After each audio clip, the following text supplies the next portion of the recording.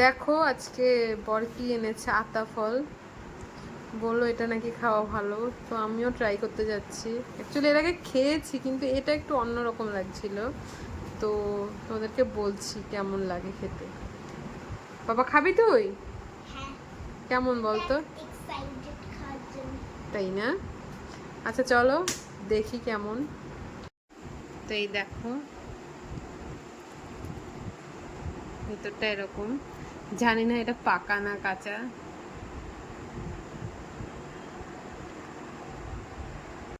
কেমন খেতে?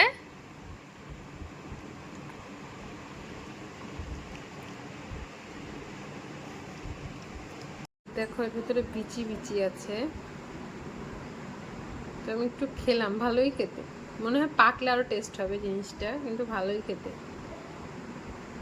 তো তোমরা কে বলো সবার কেমন লাগে আতা ফল?